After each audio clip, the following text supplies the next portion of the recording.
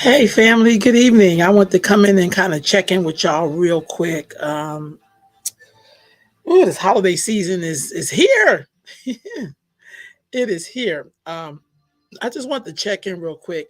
I haven't been on here in a while because I've been, of course, getting a lot of housekeeping done. In the first year, I'll be releasing a few shows. But I just kind of want to come on here tonight and talk to y'all real quick, if I could, real quick. And I feel like the real quick thing is about there's a lot of things happening right now in the world. I'm not exactly sure where some of us are on it. Like for instance, right now, well, now it's over, but the past couple of days, there's been a African summit at the White House where they invited 48 countries from Africa. So I don't know if a lot of African Americans or just the other Black folks that are here from other countries, like other parts of Africa and the Caribbean, or even Europe, if they have an opinion about that, or what do they think about it, or the basis for the summit. And I don't know how many of y'all know this, but the basis for the summit is so that the U.S. needs to compete with China and Russia because they're doing a lot of business, particularly China is doing a lot of business in Africa, and America's trying to catch up. So their thing is not that they care so much about Africa. It's like, wow, they got to counter China and Russia. And so now they want to talk to the African countries. And I just wonder, what do we think about that? As African Americans. I mean, it's really funny that they're doing this summit, and we're over here talking about reparations, and you can't get Biden or Kamala to have an opinion about that or to feel like they even owe African Americans at all.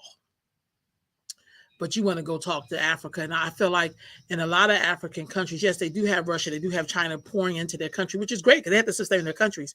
But I also know a lot of African Americans who are in Africa right now pouring in, building there and trying to, repatriate, like, pick a country and just become it. You know what I mean? Because they're so sick of what's happening to them in America. So I haven't heard too many Black news outlets talk about this summit. If somebody has and y'all know about it, could you shoot me the link? The other thing is, so that's just one thing. Also on the heels of that, I don't know how many of you all seen Emancipation with Will Smith. If you haven't seen it, you really should. No matter what you think about the slap, I'm just so sick of us just allowing people to tell us our business. But I think it is time for those of us who are descendants of people who were enslaved here to really know their stories. I don't want to hear another Negro say that they're tired of hearing about slavery. You cannot never be tired of it because you're constantly living its existence. Like I mean, my God, like cops shooting y'all down, not being able to get home loans, not being able to get bank loans, not get the job. I mean, come on, y'all. Like, we know this is the same system that they had in slavery. So the more we ignore our ancestor stories in slavery, the more we will live it. The Jews, every year, they make at least 10 films about the Holocaust, Anne Frank, Hitler, the whole nine. Not hating on the Jews at all. But that's why they never forget what happened to them. And then we got the audacity to be mad at Jewish people when they fight like hell when people say ignorant things about them. Like, that's their right to fight like hell. The question is, why aren't you fighting like hell? Why aren't you honoring your ancestor story? So if you watch Emancipation, all of us have seen this famous picture of who is Peter. You should really watch it. Will Smith did a fantastic job. And I have to tell y'all, because I know we talk a lot about systematic racism and all of that kind of stuff. I'm going to be honest with y'all. I can't hear no more of that shit. I just not going to be able to do it. When you watch this film and you see this man fight alligators and get bit by a snake and bees, and then these white people, along with the Black person, is hunting this man. You see what I'm saying? And he's trying to get back to his family during the Civil War. And then he fought in the Civil War. So he had all of these things stacked against him. And I can't imagine him talking about, well, it's systematic racism. This is why I ain't going to be able to do shit. Like, I can't fathom shit like that right now. I just can't. And I'll be very honest with you. Today I went to go see Tina Roberts and Daryl Roberts and Roberts. And man, I just love those two, husband and wife team. And me and Tina was talking, and Tina's known me since I was like 18 years old. And one of the things that I constantly think about when I hear people talk about that they're activists, I almost kind of like, I go, okay, that's, to me, it's like saying I jump rope. I mean, I don't, I don't know what they do when there's no police shooting anybody in the street. But what I do know is that the people who came out of that Black Power movement of the 60s, I worked for them as in my 20s, and we built a clinic. These were all Black women, and we didn't like the way we were seeing Black women in our birth outcomes. And then Catherine Hall Trujillo, Tina, her name was Hickman then, now she's Roberts, and the whole team of us. These were sisters with degrees. These were sisters who ain't had no degrees. This was Big Mama and them, and sisters with, it took all of us. It wasn't just one particular, it wasn't a sorority sisters, it wasn't none of that stuff. These were Black women who were concerned about what was happening with Black girls and women around the birthing experience and pregnancy. And we opened up a clinic, and we opened up this clinic, and Attorney Nathaniel Colley's old law office. We were able to do it there. And I'm saying that to say, there we were trying to have some health care, and then we linked on to someone who did a whole bunch for Black people around housing and discrimination and the whole nine. And he had already passed on, and the building was just sitting there. So, to me, activism is not marching in the street. That is really nothing. Active, to me, if you want to be active, because I don't want to say, I don't want to be an activist. No, I want someone who is actively building institutions that's going to help our people, schools, supermarkets, clinics, factories, whatever it is that we need. That's when you building a nation. I come from people who built nations. I come from people who came out of the Black Power movement and came from the do for self people, and so I just don't know what's happening right now. I just see a lot of us being like, you never can go to your oppressor and ask them to free you. Harriet Tubman never went to her oppressor and said, we running away, we gonna need you to finance this trip. Never done it. Never done it. And people saying in their heart, then they helped where they could. Of course, we know that there were white people who helped us, but Harriet was like, we out, right? We out. So I just think we got to keep our eyes on these things. We got to keep our eyes on these things. I wanted to get around to Megan Thee Stallion. I guess the brother that shot her in the foot, this is his third strike, so he looking at going away for life. And I'm hearing all these conversations about, well, she should have not got this brother in trouble and blah, blah, blah. I'm at the place in my life where I am really sick of Black folks and misogyny. I'm just tired of the shit. Like, I feel like every 5.5 hours, a Black woman or girl is murdered by a Black man or boy. And the Black community don't say nothing about this. We don't belong to men to kill us. The worth on Black women in the Black community is in the toilet. And not just when it comes to Black men or Black boys, but other Black women, because we're the ones out here raising these boys. So if they don't feel like there's no value on us, this is something that's been role modeled to them. So we're going to have to talk about this. Megan Thee Stallion has every right to be protected. She does not deserve to get shot in the foot.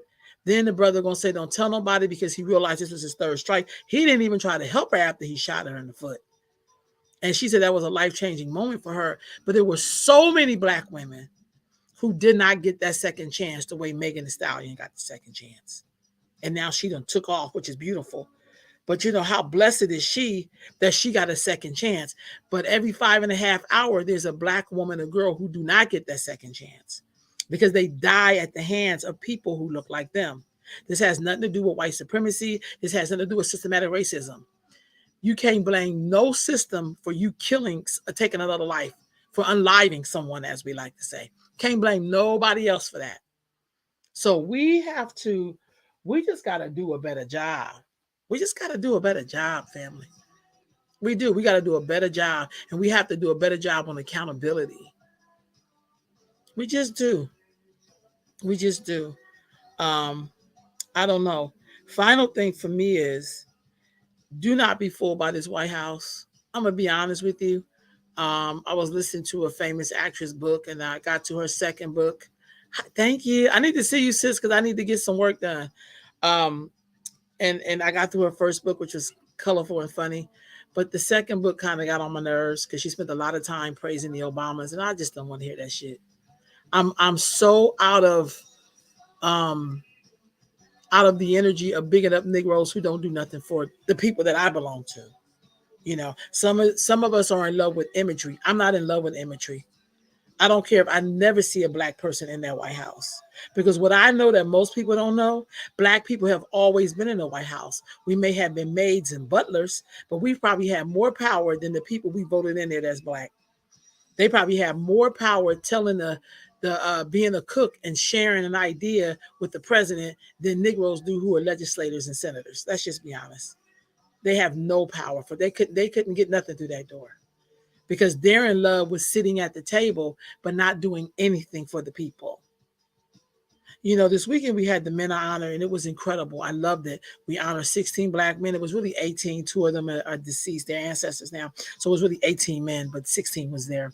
And it was it was beautiful. I love honoring black men who are in our community doing extraordinary work. I love it. I love it. I love it.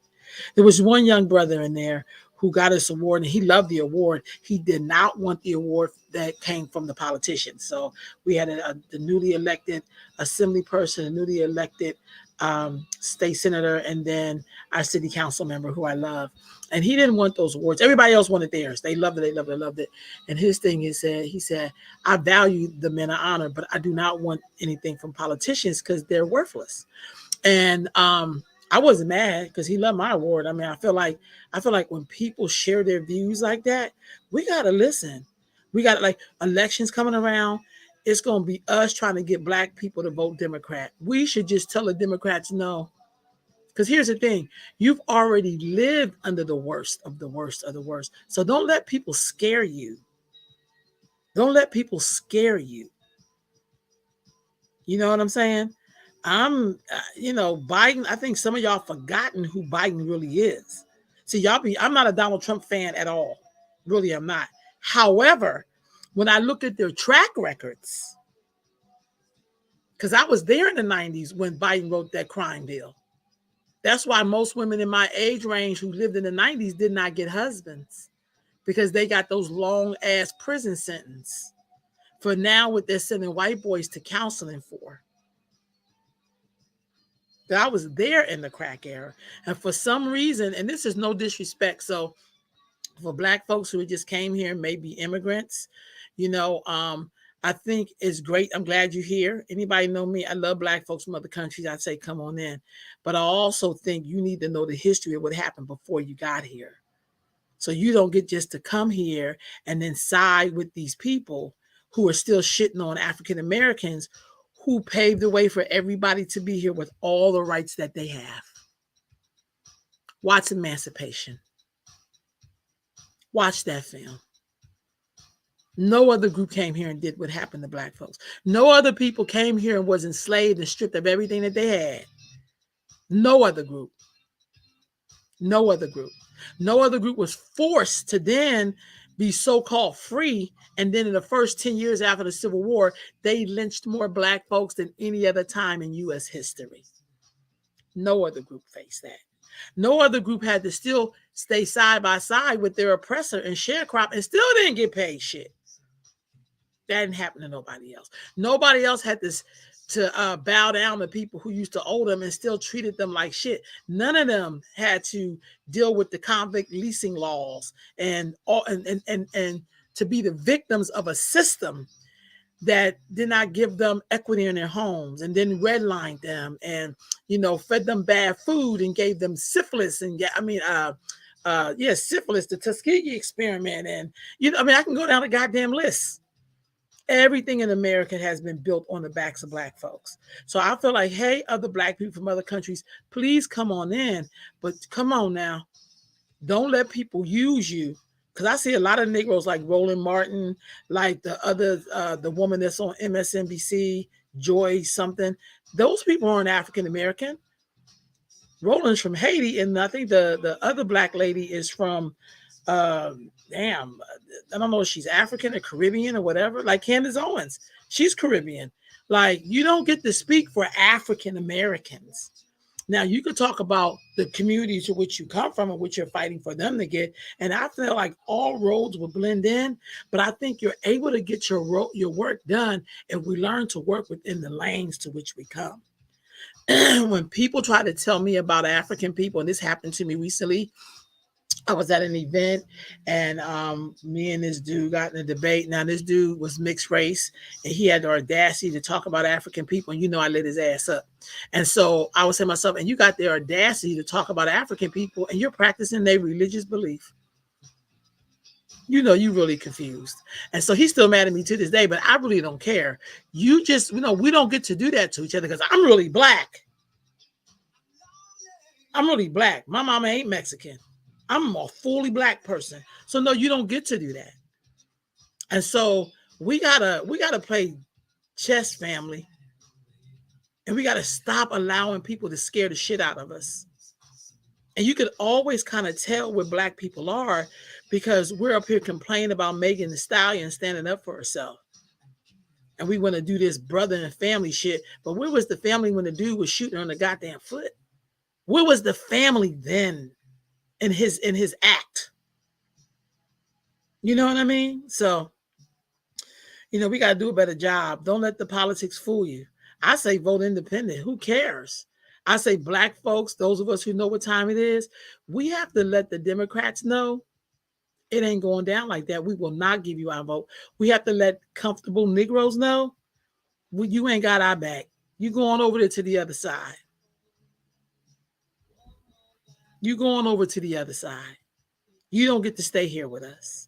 You don't get to be our representative. Love Obama, but you gotta let him know, get the stepping, boo. We're not listening to nothing you got there. We are off the Obama love train because that shit didn't give black folks nothing. And I'm not talking about the few black folks who would have been invited anyway. I'm talking about those of us who, because Obama is an immigrant himself. So he don't really know what our struggles are for real. His mama's white. He was raised by white grandparents. God bless him. I know he's a black man. I'm just saying, you don't know what it's like to be African American. You don't know what it's like to come up out the South and out of the ghettos of the East. You don't know what that's like. You don't know what it's like to be a part of a system that is built on your backs, and everywhere you turn through each generation, there's always been some system to keep you down. That is not in your lineage. That's not in Kamala's lineage. You know what I mean? Like, I just think we got to be very clear. And reparations is owed to black folks, and particularly African Americans. So no, he could have the White House could have all the summits they want. My advice to African countries is don't give up the Russians and Chinese. Just have a better plan for them. But do not trust the United States of America. We are your living proof of what those relationships can turn out like. Go to the American ghetto and see what 100 years of having Democrats run our cities and look at where black folks are. Before he gives you $55 billion to Africa, which has over 50-something countries in it, and they gave you Ukraine that alone. And that's a small ass country compared to the whole continent of Africa. Obama must think we dumb as shit. I mean, all they're going to do is come over there and steal your resources. And they're going to use blackface to do it. Or something that looked like a blackface. Because I don't think everybody's black, but that's just me. So anyway, family, that's my 2 cents. That was on my heart. I've been following this summit for the past couple of days. Biden ain't talking about shit. And my advice to the Africans is, don't believe the hype. Please go to the U.S. cities. Look at the condition of black folks. And if you know our history, that's why you got to. When I go to other countries, I study their history. You know what I mean? I talk to elders.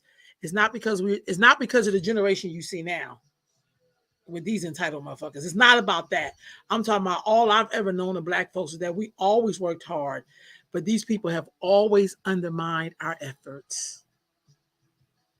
And they will do the same thing to Africa. Good night, family. Let my baby in here.